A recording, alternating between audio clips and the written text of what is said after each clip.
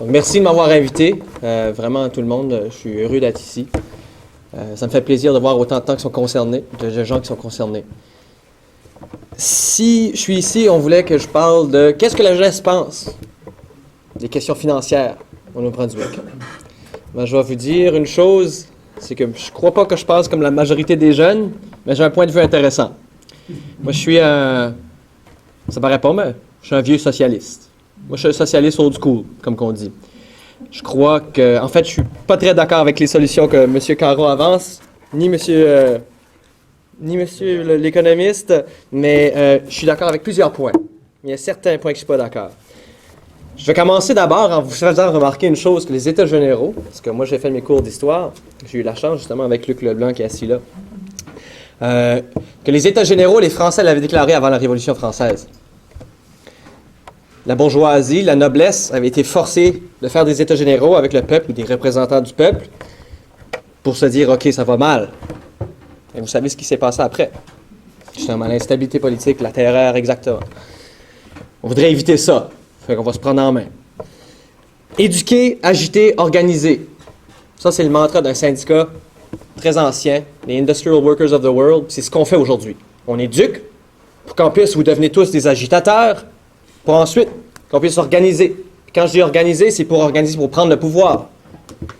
Le pouvoir, si on le laisse aux gens qui l'ont déjà, la situation va simplement s'empirer. Vous allez m'excuser de sonner comme un démagogue pendant toute la présentation. Moi, je me méfie beaucoup des rapports alarmistes, comme M. Saillant le fait, avec son livre, avec la province qui tombe dans un trou. Parce qu'à chaque fois qu'on nous sert la sauce alarmiste, c'est un remède qu'on nous suggère. Une thérapie de choc, comme Mme Klein le disait. C'est le remède néolibéral. On va aller couper dans les dépenses, on va aller détruire les programmes sociaux, on va privatiser tout ce qui est au public, et surtout, on va déréglementer le marché, on va laisser les banques faire encore plus ce qu'ils veulent, on va laisser les spéculateurs continuer à spéculer, et en fin de compte, on va baisser les taxes des plus riches. Parce que là, la richesse va justement se redistribuer vers le bas. Évidemment, on sait que ça ne marche pas. Évidemment, on a vu qu'en 2012, l'Alberta, la province la plus riche, avec des taxes très basses, engendrait un déficit de 2 milliards de dollars. Ça, c'était pour une année, ça. En 2012, la province la plus riche du pays, avec la capacité de production la plus élevée, enregistre un déficit. Elle n'était pas capable de payer ses écoles, ses infrastructures. Et qu'est-ce qu'elle a fait? Le remède néolibéral, bien sûr. On a coupé dans quoi? Dans les programmes pour la francophonie. Hein? C'est le fun, ça, c'est les Français qui mangent la claque, le premier. On a coupé dans quoi? Les programmes pour les femmes. On a coupé dans quoi? Dans l'assistance au chômage. Dans les programmes pour les aînés. C'est là où est-ce que le bas blesse, quand on applique le remède du choc. Parce que le problème au néolibéralisme, apparemment, que son remède, ça serait plus de néolibéralisme. Ce qui est complètement farfelu. Alors, j'ai des solutions, évidemment. Guy, tu disais qu'il y a beaucoup de corruption. Moi, je vais te dire que la corruption fait système. C'est pas simplement en coupant quelques têtes ou en retirant les mauvaises personnes que là, tout d'un coup, tout va bien marcher. Que là, enfin, là, on aura épuré, là, le système peut bien fonctionner, il faut juste le dégraisser un petit peu. C'est le système lui-même qui vole les gens. Je le nomme par son nom, le capitalisme. Tant et longtemps qu'on n'a pas personne qui conteste l'état du capitalisme, on perd notre temps, collectivement.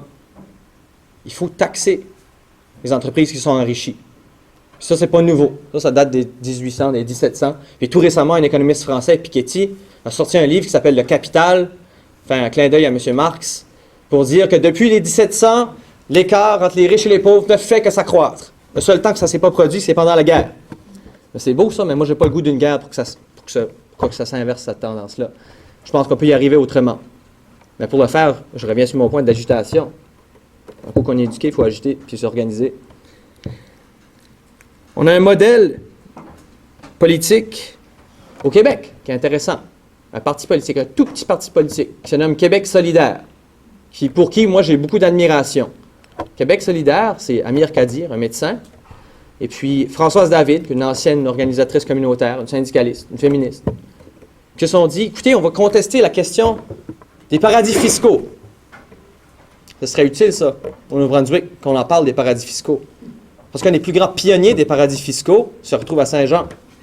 Dans les années 70, M. Irving a enregistré son entreprise aux Bahamas, dans un paradis fiscal, pour éviter de payer des taxes au Nouveau-Brunswick.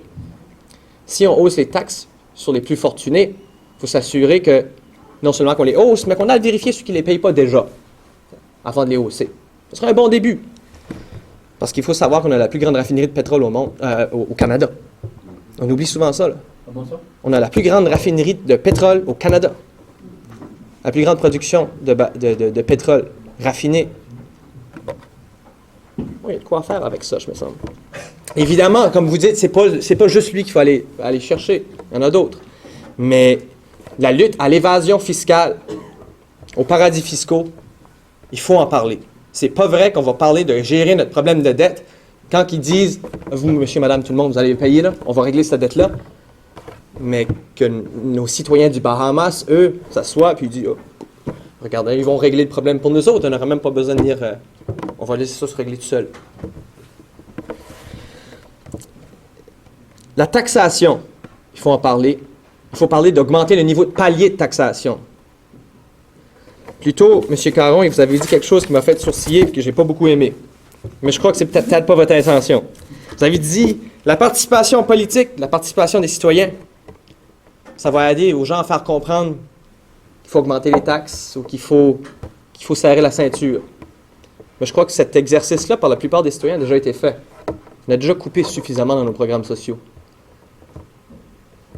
Je ne veux pas que la participation politique devienne une manière de nous faire avaler une autre mauvaise pilule. C'est-à-dire que là, maintenant qu'on a été voir monsieur, madame, tout le monde, ce seront eux qui vont prendre la décision que oui, c'est beau, il faut qu'on s'ampute d'un bras. T'sais. Parce qu'il y a des gens qui n'ont pas voulu faire leur juste part. Parce que ça revient à ça. C'est une question de juste part. Oui, tout le monde doit faire sa part. Mais je veux que tout le monde fasse sa part.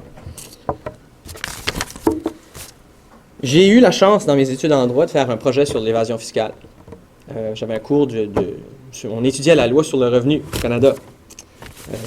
Je vous invite à la lire, c'est la plus grande loi qu'on n'a pas au pays. Quand je dis grande, c'est parce qu'elle est volumineuse, pas parce qu'elle est bien écrite. Le gouvernement Harper a coupé près de 400 emplois chez Revenu Canada il y a 2 ans. Revenu Canada n'a pas de département pour lutter contre l'évasion fiscale. Ça en dit beaucoup, ça, sur notre gestion de notre dette publique. C'est la même chose pour nous. Si Revenu Canada n'a pas ces moyens-là, on ne va pas s'imaginer que la province de Nouveau-Brunswick a ces revenus-là aussi, ou les moyens de le faire, de lutter contre la haute finance internationale, qui était complètement déréglementée. Parce que l'argent tourne autour de la City of London, puis New York, et Shanghai. C'est ça les grands pôles du pouvoir politique moderne. C'est pas à Ottawa. C'est pas à Fredericton non plus. Mais nous, on peut reprendre ce pouvoir-là. Évidemment, avec une meilleure redistribution de la richesse, mais aussi en analysant la dette. Parce qu'il semble avoir un consensus qu'il faut payer la dette. Est-ce qu'il faut vraiment payer la dette, de 1? Et de 2, d'où est-ce qu'elle vient, cette dette-là? D'où c'est que ça vient? Pourquoi il faut la payer? À qui on doit cet argent-là? Des citoyens français. Ça, c'est sorti dans The Guardian, un journal britannique. Les citoyens français ont décidé d'étudier, comme nous on l'a fait comme on le ferait avec des États généraux, ce qui est faire un audit, c'est-à-dire faire une analyse des finances publiques pour voir d'où est-ce qu'elle vient cette dette-là et qui tient la dette, parce qu'on doit de l'argent à quelqu'un ou à un pays. Et ils ont réalisé, que la dette serait à 60% illégitime. Qu'est-ce que ça veut dire, illégitime? Ça voudrait dire, une idée intéressante, ça voudrait dire que si la dette est illégitime, on pourrait demander un moratoire ou même d'annuler cette dette-là. C'est assez révolutionnaire comme idée. Hein, c'est intéressant. On pourrait éviter d'avoir des manifestations publiques énormes. On pourrait régler le problème de la dette en partie. Je suis sûr qu'il y a une part de la dette qui est raisonnable. C'est vrai qu'on a fait des emprunts, on a voulu construire, c'est normal.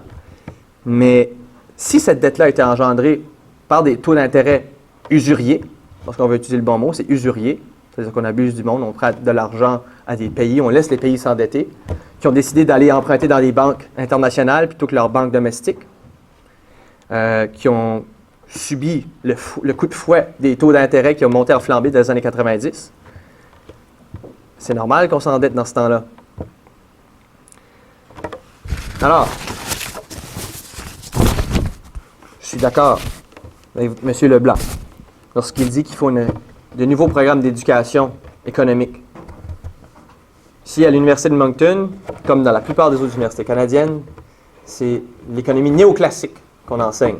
Ça veut dire que ce qu'on va appeler l'économie autrichienne, où est-ce qu'on regarde un seul modèle, le capitalisme. Et toi, ton but, comme bon économiste, c'est d'augmenter le rendement, augmenter la production pour les actionnaires. C'est ce qu'on fait. Parce que de facto, c'est bon, ça. Bon, il y a des problèmes avec ça, parce qu'on voit ce que ça mène. Ça amène à une privatisation du bien public, habituellement. Je suis désolé de sonner comme un prof d'université. C'est mon style. Je suis un peu moralisant aussi. Il y a une autre chose que Monsieur Leblanc a dit. Moralisateur, oui, ça c'est mon côté marxiste chrétien. Ça c'est rare, ça. Ça serait presque incompatible, mais je crois que contrairement à M. Leblanc, qu'il y a des politiciens qui veulent faire du bien, pas pour leur portefeuille, mais qui croient vraiment que les choses doivent changer. On a eu des exemples intéressants dans le passé, comme Tommy Douglas, en Saskatchewan, qui a créé le programme de Medicare. C'était pas un grand communiste, c'était pas un marxiste, mais il s'est dit, si on répartit un peu mieux la richesse, ça va faire du bien à tout le monde. Puis tout le monde s'en est mieux tiré. Puis aujourd'hui, c'est une fierté nationale, Medicare. Pearson qui l'a entré, mais Douglas qui l'a proposé d'abord. Oui, mais tu as raison. Il faut créer une volonté politique. Cette volonté politique-là, ce climat politique-là, il faut le créer. Les États généraux peuvent le faire, mais ils ne peuvent pas le faire si c'est pour nous rendre complices, pour avaler une méchante pilule qu'on a déjà payée pour. Je vous remercie.